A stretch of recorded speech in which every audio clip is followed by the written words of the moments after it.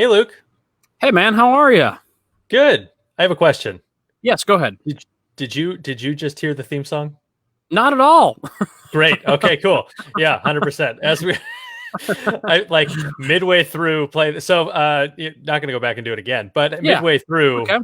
uh it playing on my headphones, I went, hmm I don't think I clicked that button to share the audio from that thing. So I apparently I did not. So, oh well. Sorry I got everybody. I got yeah, I got very worried because in case the listeners and not the listeners, so much the viewers in this particular case can't tell, I'm sitting outside today because it's a beautiful summer day and I want to enjoy the nice weather while talking to my The listeners, the people that are just yeah. listeners, they cannot Yeah, tell that you're they sitting cannot outside. tell. See, it's so funny. On the show that Tom that we just well, I guess I'm kind of breaking the fifth wall here. We're going to have a friend of ours on our Monday show named Tom. He helps me host another podcast I run called The Unemployed Guys. They always give me so much crap on that show because I always confuse the listeners and viewers. And I used to call the listeners viewers and watchers, and they would always say, "Luke, this is a podcast. Nobody is watching us." And now I kind of have to switch it up in my head and be like, wait a minute, we actually now have viewers and listeners. So, Right. I mean, that's why I'm drinking. That's why I'm drinking on a Thursday afternoon. Cheers, everybody. Neck up. Go Leathernecks. WIU. Cheers with my water. But yeah, cheers. Obviously, well, we're gonna have a couple drinks together this weekend, you and I. So I'm not Thank too worried goodness. about it. But yeah, no. Anyways, yes. To answer your question, I could not hear the audio. I could not hear the intro music, and then I got kind of worried because I am outside, and I was like, great. I went outside. I usually am inside in my little studio, and the one time I go outside to enjoy some weather, I've ruined the intro, and I didn't even say anything, which is the worst part. But I somehow ruined it. So no, it's all good. It's fine. Don't worry, Luke. You didn't ruin the intro. I ruined the intro. So for those that didn't hear the intro, because I'm the only one who heard it, welcome to Michigan and Trumbull.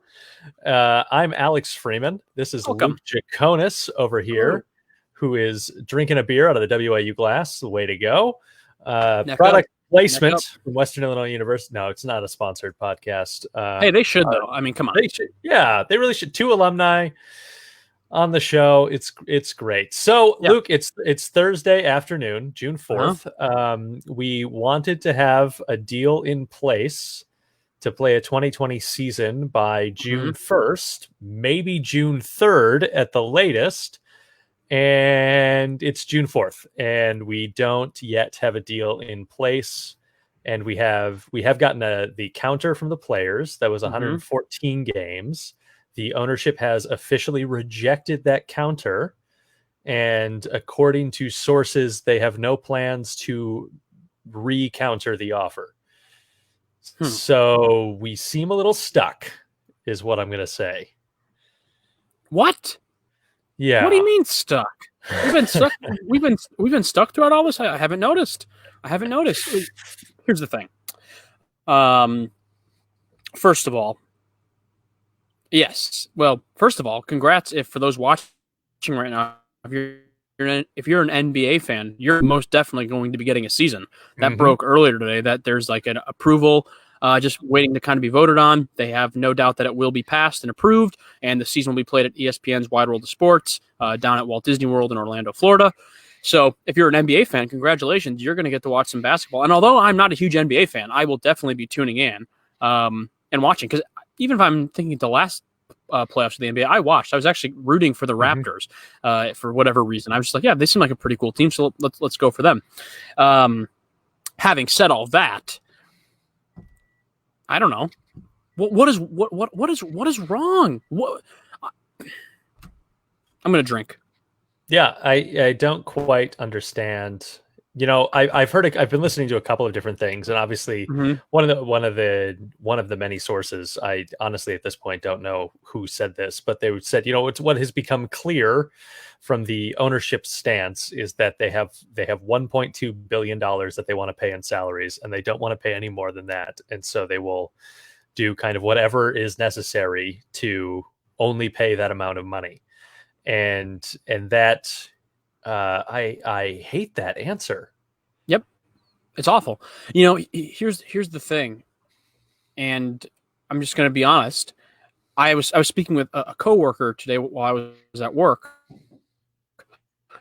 and he knows baseball. He knows about our show and everything, and we talk all the time about what's going on. He always asks me if like I somehow have the in, and I'm like, dude, I don't. I follow the tweets, and luckily I've got a co-host who is a lot smarter than me, and I just kind of follow along. And we were just talking about like, well, we heard it was 114, and now the owners we've heard like maybe 50, but then maybe it's going to be 82. And I'm going to be honest with you, with everything that's going on in the world right now, I really don't care. I'm kind of over it. Mm-hmm. And when I say I'm kind of over it, I am over it. There is much bigger issues going on in the world. If these last 2 weeks have shown us anything, it's that there is bigger things right now than baseball. And as much as that pains me to say, I'm a diehard Tiger fan. I always will be to the day I die. I cannot wait to see the day that they win a World Series title. I will probably cry tears of joy for years when I see that day. But right now, in this moment in time, there are so much bigger things at play than baseball. And we've got greedy players. We have greedy owners, and in general, we are fans of a greedy, greedy, greedy sport. Everybody needs to wake up, get their heads out of their asses. Sorry, PG-13, but they need to get their head out of their asses, and they need to come together and think of an idea. This should not be a time where we're gonna haggle over money. This is not it. And I understand. I credit the players for giving a counteroffer, and I credit the owners and them trying to work, but it's not working. The owners say something, the players reject it. The players say something, the owners reject it. Everybody needs to, I think, take a step back, look at what's going on around the world right now, and then come back and talk. And honestly, if that means we don't play a season, great. I don't give a rat's ass if I see 50 baseball games. I don't care about that. I mean, I'd love to see it. I'd love to see 80 games. Hey, the 114 sounds good in theory, but then the owners have problems with it. You know, the 80 games, that sounds okay in theory, but the players have problems with it. So it's just like, be grown men, stop being little 2-year-old boys, and let's get a deal figured out. Or if not, shut up and let's deal about it next season. There are so many more bigger and more important things going on in the world right now than baseball.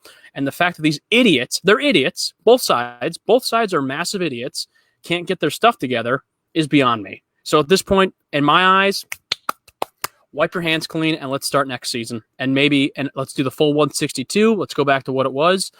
And it is what it is. Now, I say this little rant, fully admitting that whatever we get, if we get a season, 50 games, 60 games, 81, 14, whatever it might be, I'll watch. I'm not going to sit here and be a hypocrite and be like, oh, I'm not watching. I'm not going to watch. I'll watch. But I can still acknowledge that what it took to get us to that point, if we even get to that point, was completely outrageous and unacceptable. You said it last week, Alex. Yeah. Read the room. That's all I'll say. Yeah, exactly. And I think that's the biggest thing for me as I look at this is that like ownership has a mechanism to kind of force a 50-game season down the players' throats. It seems to exist in the contractual law. We can go to an independent arbiter, and the independent arbiter will likely rule in favor of ownership based on everything that I've read, everything that I've looked at. That seems to be what would happen. And so like, just do it. Why are we pretending that there's going to be more than this? Like the players have made it very clear. They're not going to agree to the reductions in salary that you want them to agree to play more games. And so don't worry about that then. Just go to the independent arbiter and say, okay, great. It's a 50-game season. This is what it is. And now we go through these legal steps that we have to, and let's do that on a rushed schedule so we don't have to linger in it for a long time. And then we play the 50-game season. Now, in that scenario, Luke, I have a question for you, because obviously there's a ton of questions about like, what do we do? What does this mean for prospects? We still have those questions lingering with all of these guys that were at AAA that we were hoping to see come up and play this year. 50-game season feels a lot like just an extended spring training to get ready for next year. How do you feel about giving players a pretty clear opt-out option if they don't want to play this year? That's fine. You won't get paid, and you won't get your time, or even if you do give them the time in their contracts, so that wherever they need to be in their 5th-year deals or whatever, give them the time, but you don't pay them. But we bring up a bunch of guys from AAA, and we play this kind of like mixed league replacement style. Yeah. What do you think about that? That's a really good question, because in particular, obviously being a Tigers podcast, this was going to be a big year for us because we were going to finally get to see some of these big guys. You're going to see Casey Mize, Matt Manning, Alex Faedo, these bigger pitching arms that we'd been hearing about for years. They were going to make their debut at some point in time. They weren't going to probably make the team out of spring training, but we assumed by like June, July, August, they would be in Detroit in some capacity. So in that regard, I still think if we play, let's say, to kind of go off your little hypothetical, if we do the 50-game season, right, that's what ends up being. I say if we have an opportunity to play them, and if they're willing to play, if they're not fearing, like they could be at risk to contract COVID or whatever it might be, I would like to see the Tigers still kind of go out and do it. You got nothing to lose. You got nothing to lose. I mean, yeah, you're gonna be competing for a title, but it's like, and yeah, the title will count, but I don't know. It just, to me, it's just gonna be a weird feeling starting baseball in June or July.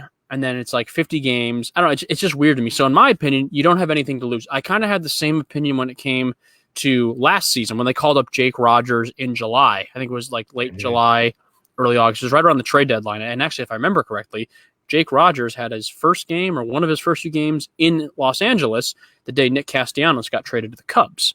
Little fun fact. So I liked that move last year because by that point in time, the season was over, right? They were well out of it. I was like, he literally has nothing to lose to go up to Detroit, even if he absolutely botches it, which he kind of did. He didn't really perform at the level we had hoped. He got off to a real hot start that first week, and then he was cold pretty much the rest of the season. But you know what? He got that experience. And let's call it how it is. 2020 is a lost season. Even if we get 50 games, even if we get 80 games, 2020 is a lost season. So let's give these guys a chance to get some major league experience. When, to call it how it is, the stakes aren't too high. Now watch what's going to happen. We're going to play 50 games, and the Tigers are going to be like going 40-10, and I'm going to be like, well, I guess now the stakes they are high, and everything does matter because we're competing for a title. Do I think that's going to happen? Not necessarily, but I say, why not? Let these guys, let the Matt Mannings, let the Alex Faedos, let the Casey Mizes, the Tarek Skubals, if they were going to probably make their debut in Detroit in 2020, this year, let's give them a chance to debut now. We got nothing to lose. This is a lost season. It doesn't matter if we play or not. This is essentially a lost season. And I do commend MLB for trying to get stuff together, but going back to my rant a little bit earlier, we've got these two sides, and it's just, they're not. It feels like no one's budging. Feels like no one wants to have an open dialogue and open communication, and that's unfortunate. And as we've been saying the whole time, millionaires fighting billionaires. So, but to answer your question, bring those guys up if we play. Let them get that experience, and let's see what happens. And I think about in reading about players' responses to a potential 50-game season, the concern from players is that they come back for 50 games and they get hurt. And you don't want to see that because I agree. I have a second hypothetical for you after this point. But like, I don't want to see Miggy come back in a season that is a lost cause in so many ways. And when he was looking so good in spring training and have this weird fluky injury that like undoes all of that rest that he's been able to get on his body. And so like thinking about a situation where you bring up a bunch of those guys. And so even if Miggy, who is, we've talked about it and we continue to talk about it, that Miggy's a player, like Miggy's going to play. I don't anticipate, given the option, Miggy would opt out of this season. But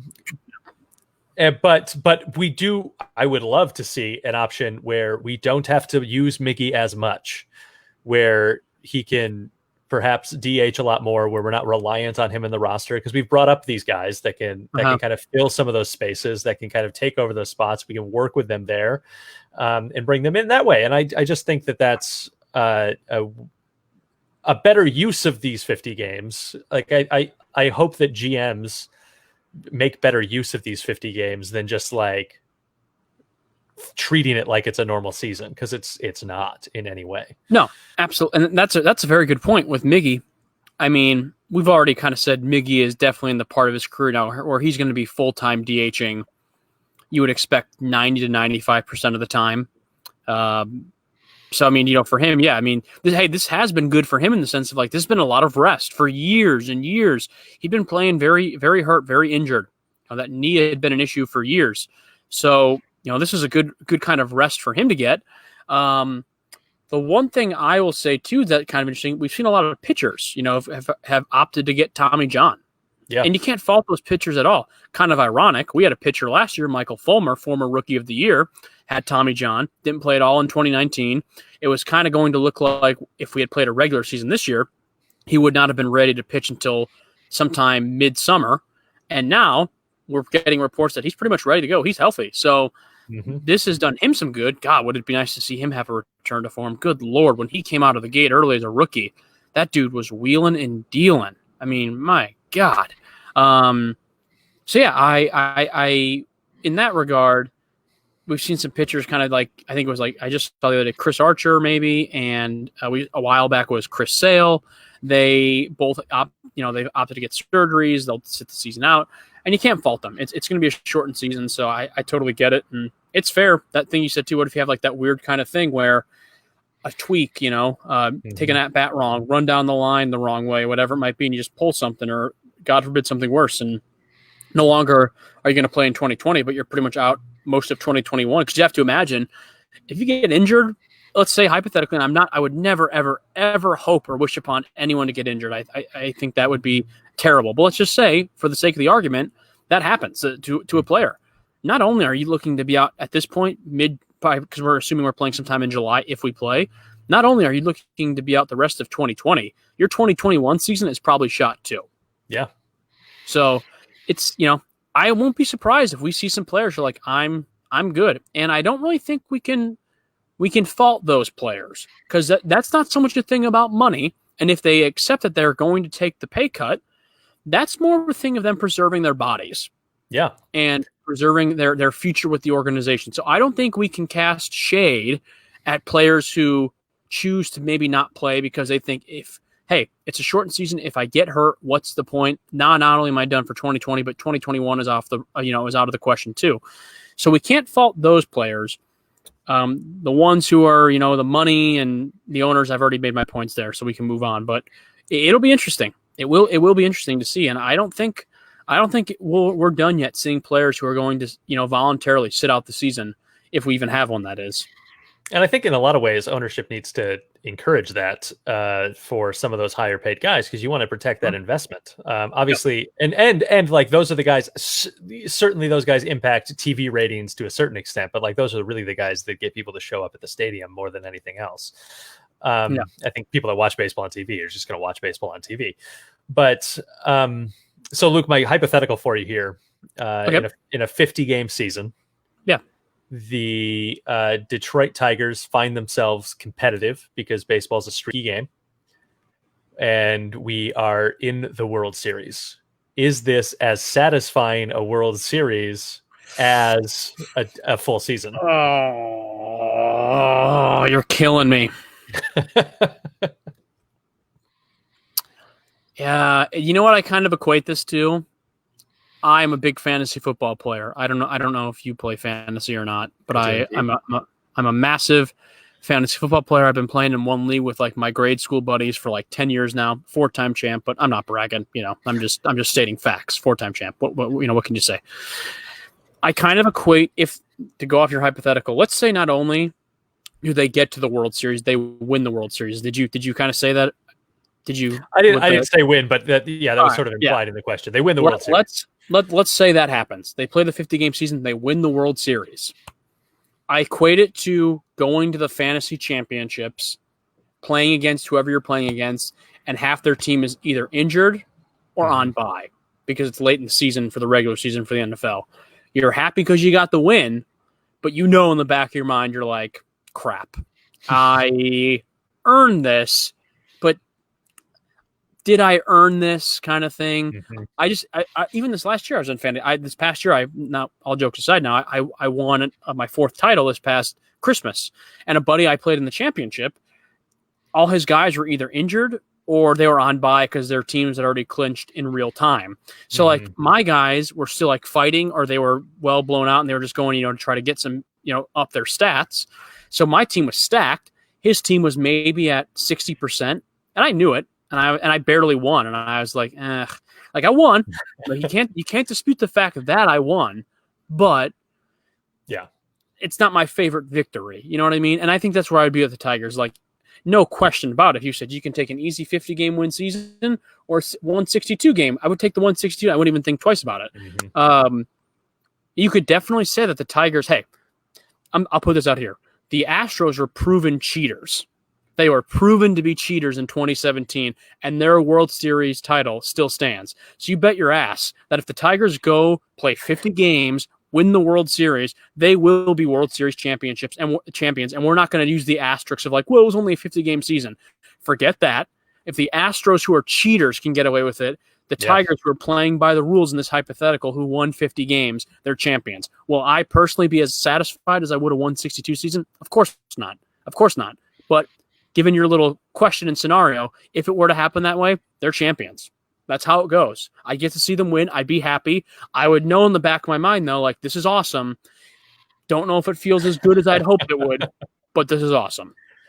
It's really interesting because, like, in thinking through that idea for myself, I think that the nice thing about kind of whoever wins in this 50-game scenario, and especially if it's a team like the Tigers or the Tigers, who need we remind you in this preseason were 0% to to achieve. Who was that? Sports Illustrated? Or no, that was Puka. What's the name? I almost said Puka. That's not it. That's not it. It definitely wasn't Puka shells. Paducah, something like that. But it was something. If you go back to our first episode, very first episode, it was like titled 0%. I want to say it was Paducah, if I'm not mistaken. I could be totally wrong right now, and I could be saying some sort of weird word that people are like. Did he just say puka shells? What is this? He needs to stop drinking while they do live shows, for starters. But not so funny now that 0%, because who knows? Now, it's anyone's ball game. But we'll see if we can have a season. Yeah, there's no pressure to. It's Pacoda. It's Pacoda. Yeah, that's right. Not Paducah, not Puka, Pacoda. Thank you. Pacoda. The Pacoda to the rejection. Yeah, Pacoda. Sorry. But yeah, there's no. I mean, depending on who actually wins the World Series in this 50-game season, but there's really no expectation that you're going to repeat the next year because this is such a weird, fluky, strange year. And so there's, I'm a Detroit sports fan. Not that there's been a lot of experience that I've had where we've been the defending champions, but there's a certain expectation and pressure with that next year as you go into it, and losses sting more than in the next season because you're like, we're the defending champs. We're going to lose this thing. We're going to, as opposed to when you're playing from post the 2019 season, you're, as a Detroit Tigers fan, you're happy every time they win. Yeah, I think that's really interesting you bring that up. Could you imagine if they, in this hypothetical, they play the 50-game season, they win it all, and then it's just back to 162 next year, and then it's like, oh, that's the Tigers we remember. There's that 95 to 100 loss season Detroit Tigers team that we remember. Oh, okay, good. I'm glad they showed up. I want to say this though, and I do want to be a little bit positive because I will fully admit I ranted a little bit earlier because I'm frustrated. I'm very frustrated just in general with what's going on in the world right now and the baseball stuff, the money thing. It just doesn't. I'm frustrated that we can't come to a deal. Where you and I are avid baseball fans, and it's just kind of one of those things, right? But I do want to say this. I think I speak for both of us here when I say I miss watching baseball. Mm-hmm. I mean, we both miss watching it. It's just kind of one of those things. And if ever we get a season, I will can't wait to watch it. No matter if it's 50 games, 80 games, 114 games, I can't wait to watch it. I love the Tigers. I love just watching baseball in general. I love going to games. I love rooting for your players. And if and when we ever get a season, I'll be there. Yeah, I'll understand that it took us a weird, crappy, greedy battle to get there, but I'll be there. And I know this is kind of maybe a little bit out of left field, but I this is just how I feel. And as a sports fan, as a Tigers fan, this is a Tigers podcast in the day. I love the Tigers. I mean, good God. I've loved this team. I've wanted to absolutely demolish this team at points and times. So, I mean, it's kind of, I think it's a thing where you're passionate about the ones you love and you care about the most. So that's kind of where I come from. And I can't wait. If we ever get that season this year, I'll be there. And if they're competing for a 50-game World Series run, cool. I'll know a little bit in the back of my mind what's going down, but to each their own. So we'll just kind of have to wait and see. But that's the end on a bit of a positive note. Go Tigers. Tigers win. That's it. Yeah, it's going to be great. I just, you think about baseball, how pretty most games you can take a single game and you can change a couple bounces of the ball and the result is different. So like the Tigers threw 50 in 2019 were 19-31. I just looked it up. And they could just as easily have been 31-19. And in a 50 game season, that's a pretty competitive record. They're probably doing decent things there. They're going to make the playoffs, especially in the expanded playoff format, which is a whole different can of worms to thing. But I think if we get a 50 game season, the Tigers have maybe not as good a shot as anybody, but they've got a pretty decent shot to put something together in a weird, streaky way. And that's going to be fun. And that's going to be fun. So, yes, on Monday, we will drop our draft preview episode, which is, in fact, already in the can. So just heads up on that. If any breaking news happens over the weekend, you won't hear us talk about it on Monday, but we will be back here next Thursday or next week sometime to talk about this thing live on this Facebook page. So just keep watching the Facebook page. Like us on Facebook. Follow us on Twitter at Michigan and Trumbull. And we will keep talking Tigers baseball until there's no more Tigers baseball to talk about. And if this season hasn't proven anything, we will never find a time when there isn't Tigers baseball to talk about. Something like that, yeah. Picked a hell of a year to start a podcast about the Tigers, that's for sure. Yeah, it was a great about time. Baseball in general. So yeah. All right, Luke, I will see you in person this weekend, and we will see the rest of you online soon. See you, buddy.